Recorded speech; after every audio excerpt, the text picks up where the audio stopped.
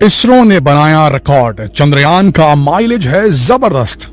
दोस्तों, space journey में, space के सफर में जो सबसे इंपॉर्टेंट चीज अभी देखी जा रही है वो है फ्यूल। जिसके पास ज्यादा फ्यूल होगा उसका आराम से और सही जगह पर और सेफली उतरना आसान होता है। अभी देखिए, जो रेस चल रही है मून पर, उसमें एक कंटेंडर है लूना 25 और दूसरा कंटेंडर है भारत का चंद्रयान 3। लूना के लिए जो डीबूस्टिंग डीऑर्बिटिंग का एक मैसेज भेजा गया था, एक कमांड भेजा गया था, वो लूना ने एक्सेप्ट नहीं किया, यानी कि कम्युनिकेशन एरर आ गया और लूना को अब एक और चक्कर काटकर फिर से उसी जगह पर आना पड़ेगा जहां फिर से एक बार बटन दबेगा और डीबूस्टिंग और डीऑर्बिटिंग की कोशिश होगी। तो उसका एक चक्कर का फ्यूल गया, समझिए।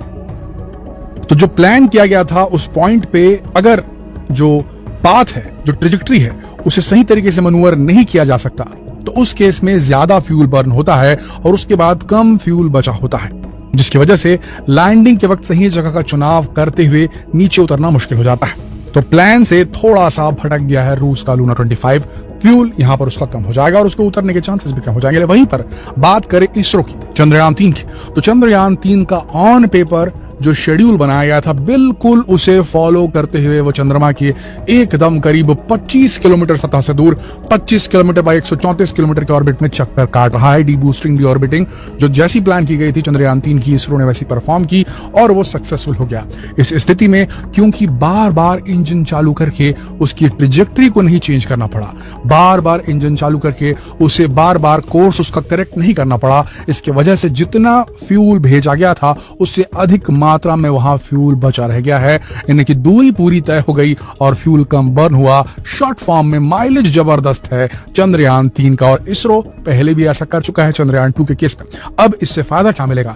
इससे फायदा यह मिलेगा कि एक तो जो चंद्रयान 3 का जो लैंडर मॉड्यूल है उसमें अपने आप में एक थ्रस्टिंग इंजन लगा हुआ है और उसमें भी फ्यूल है, वो वेस्ट नहीं हुआ, वो तो चलो चल गया। जो चंद्रयान 3 को लेकर आया लूनर ऑर्बिट के एकदम करीब और उसके बाद में अलग हो गया प्रोपल्शन मॉड्यूल और लैंडर मॉड्यूल, जो प्रोपल्शन मॉड्यूल लेकर के आया था उसके अंदर भी जो फ्यूल था वो भी 150 किलोग्राम के आसपास बचा हुआ है। पहले सोचा गया था कि 3 से 6 मंथ तक के काम कर सकता है जो प्रोपल्शन मॉड्यूल है चंद्रयान 3 का, जो चक्कर काटता रहेगा और लैंडर मॉड्यूल नीचे उतर जाएगा। तो जो चक्कर काटने वाली चीज थी वो 3 से 6 महीना तक लास्ट करने वाली थी। उसके ऊपर भी कुछ साइंटिफिक इंस्ट्रूमेंट फिट किए गए थे ताकि वो स्टडी करता रहे, रिसर्च करता रहे। एक शेप नाम का उसके अंदर साइंटिफिक इंस्ट्रूमेंट डाला गया है जो कि पोलैरिमेट्री रीडिंग्स लेगा धरती की, चंद्रमा की सतह के इर्द गिर्द घूमते हुए। तो अब क्योंकि उसके पास में फ्यूल ज्यादा बचा हुआ है, 150 किलोग्राम से ज्यादा फ्यूल बचा हुआ है, तो वो बताया जा रहा है कि वो ईयर्स तक काम कर सकता है, सालों तक काम कर सकता है। जिसकी लाइफ सिर्फ 3 से 6 महीने की थी, अब वो सालों तक चक्कर काटेगा चंद्रमा का। ये तब होता है दोस्तों जो प्लान किया गया है पेपर में, एग्जैक्टली वैसा जो स्पेस फ्लाइट है, जो स्पेस फ्लाइट प्रोग्राम तय किया गया है उसके साथ भी जब वैसा होता है तब ये चीज होती है। अब यहां देखिए, इसरो इस काम में बेहद माहिर है और अगर हम ये कहें कि दुनिया में सबसे ज्यादा इफिशिएंटली इसरो इस काम को करता है, या यूं कह ले कि स्पेस में किसी चीज को लॉन्च करने का माइलेज जो है वो जबरदस्त है अगर किसी देश के पास में, तो वो इसरो के पास ही है दोस्तों, भारत के ही पास है। हम ये यूं ही नहीं बोल रहे हैं, इसके पीछे एक बहुत बड़ा फैक्ट है। देखिए, अगर आप गूगल पे सर्च करेंगे और फाइंड आउट करेंगे तो आपको मिलेगा कि नासा जो है 1 किलोग्राम पेलोड अगर अंतरिक्ष में उसे भेजना है तो उसको कितना कॉस्ट आता है। तो आपको जवाब मिलेगा, नासा जब ये करता है 1 किलोग्राम पेलोड को अंतरिक्ष में सेट करता है तो अमूमन कुछ अप्रोक्सीमेटली $54,500 पर केजी कॉस्ट आता है।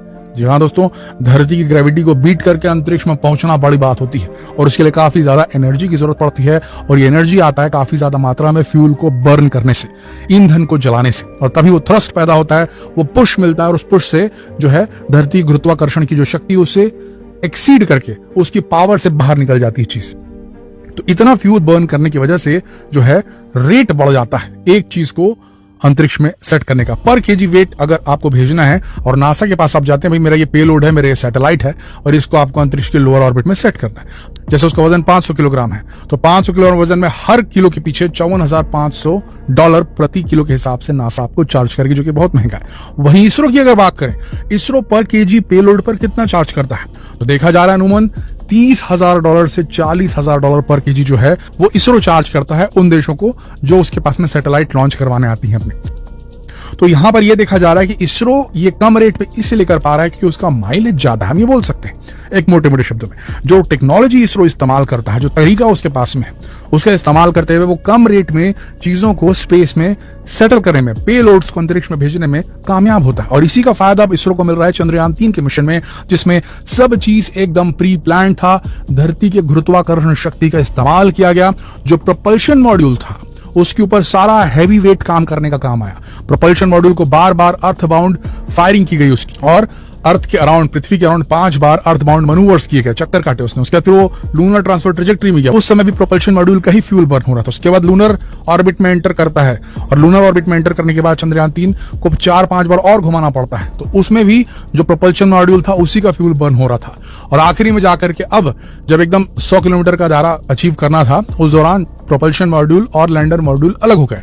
अब यहां से लैंडर मॉड्यूल का फ्यूल जो है वो बर्न होना शुरू हुआ है, और तब तक के 25 किलोमीटर बाई 134 किलोमीटर के ऑर्बिट को लैंडर मॉड्यूल ने प्राप्त कर लिया। तो अब ज्यादा फ्यूल उसका भी बर्न नहीं होगा। तो कहने का मतलब यह है कि सारा हैवी वेट काम प्रोपल्शन मॉड्यूल ने कर लिया, और प्रोपल्शन मॉड्यूल ने अपना भी फ्यूल बचा लिया, और उधर जो लैंडर मॉड्यूल है उसका भी फ्यूल लगभग इंटैक्ट है, और वो बड़ी आराम से अपनी जगह खोजते हुए, अगर ऐसा लगता है कि उतरते उतरते उसे कहीं गलत जगह पे उसका जो ऑल्टीट्यूड है गलत जगह पे वो उतर गया, तो वो उतरने का उसने अगर वो कर लिया, उसे नजर आया कि नीचे देखा तो कि भाई यहाँ पर सिचुएशन सही नहीं लग रही है, तो वो अपने आप को मूव कर सकता है। इतना फ्यूल है अब लैंडर मॉड्यूल के पास में, वो मूव कर सकता है दूर दूर तक के, कि ये जगह सेलेक्ट करके यहाँ उतरते हैं। तो फ्यूल एक बहुत जरूरी चीज है स्पेस जर्नीज के दौरान और स्पेस मिशंस के लिए, और यही तय करता है कि आपका लैंडर कितने आसानी से उतर सकता है, कितना उसे स्पेस मिलता है, कितना मार्जिन उसे मिलता है एरर करने का। अब यहां पर अगर लैंडिंग के दौरान अगर वो गलत जगह पे चला जाए तो मार्जिन ऑफ एरर जो है, तो मार्जिन एक मिल गई है चंद्रयान 3 के लैंडर को, क्या वो रिस्क ले सकता है आगे पीछे होने का, यहां वहां जगह सेलेक्ट करने का। लेकिन लूना 25 अब जब एक चक्कर और काट के वापस आएगा तब उसे फायरिंग की जाएगी, तो उसका फ्यूल जो है थोड़ा बर्न हो गया है, समझ के चलिए। बहुत लिमिटेड फ्यूल लेकर गया है लूना 25 भी, और ऐसी स्थिति में अब उसके पास मार्जिन ऑफ एरर एकदम कम हो गई, उसके पास मार्जिन नहीं है। और उस केस में चंद्रयान 3 के पास मार्जिन है। तो अभी सब कुछ एकदम प्री प्लान चल रहा है, फ्यूल भी सही है, ऑर्बिट भी सटीक अटेन कर लिया है चंद्रयान 3 ने, और लैंडर मॉड्यूल जरूर वहां पर उतरेगा। बात रही माइलेज की, तो देखिए दोस्तों, अब दुनिया के अंदर में अलग अलग स्पेस एजेंसीज और जो प्राइवेट प्लेयर्स भी आ चुके हैं। जैसे प्राइवेट प्लेयर्स की अगर हम बात करें तो स्पेस एक्स इलॉन मस्क जी का, और उसके अलावा जेफ बेजोस जो अमेजन के फाउंडर हैं, उनका ब्लू ओरिजिन्स के नाम से एक स्पेस जो है कंपनी उनकी चलती है, और ये दोनों भी लगे हुए हैं स्पेस में अपने अपने मिशंस भेजने के लिए। इसमें इलॉन मस्क जी ने एक ऐसा फाल्कन 9 नाम का रॉकेट बनाया है, और रियूजेबल रॉकेट भी है उनके पास में जो उन्होंने डिजाइन किया हुआ है, उसकी टेस्टिंग भी कर चुके हैं। उनके हिसाब से वो आने वाले वक्त में $2,500 प्रति केजी के हिसाब से पेलोड की कॉस्ट जो है, अंतरिक्ष में भेजने का जो पेलोड की कॉस्ट है वो गिरा देने की जो है बात कह रहे हैं, वो दावा कर रहे हैं। और आने वाले वक्त में जैसे जैसे जो पेलोड्स को अंतरिक्ष में भेजने का कॉस्ट गिरने लगेगा, जैसे जैसे टेक्नोलॉजी एडवांस होती चली जाएगी, जैसे कि इन्होंने जो टेक्नोलॉजी इस्तेमाल की है वो रीयूजेबल रॉकेट की है, जो इलॉन मस्क ने की है। रीयूजेबल रॉकेट कहने का मतलब रॉकेट एक बार अंतरिक्ष में जाएगा फिर वापस आ जाएगा।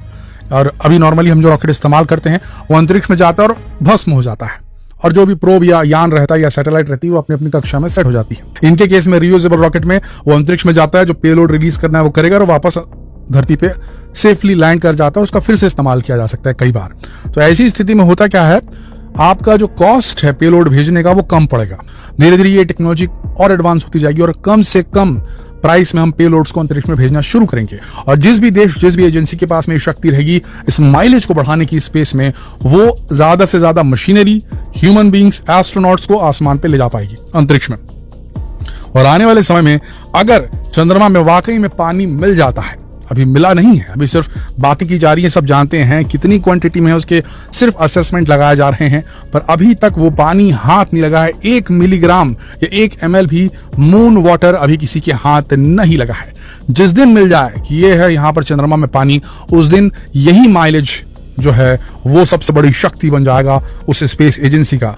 जिसके पास ज्यादा स्पेस माइलेज होगा वो ज्यादा मशीनरी ले जाएगा और ज्यादा प्रॉफिट कमाएगा। तो दोस्तों ये जरूरी है अब इसरो के लिए कि वो धीरे धीरे अपना जो पेलोड का प्राइस है पर केजी उसे कम करता जाए, उस टेक्नोलॉजी पे काम करे, और उस पे इसरो काम भी कर रहा है। आशा करते हैं इस वीडियो से आपको कुछ नया जानने को मिला होगा। अगर वीडियो आपको पसंद आई तो जितना हो सके इसे शेयर करें, फेसबुक पर, व्हाट्सएप पर, यूट्यूब पर। जल्द मिलते हैं आपसे अगली वीडियो में, तब तक के लिए आप सबका इस वीडियो के अंत तक बने रहने के लिए दिल से धन्यवाद।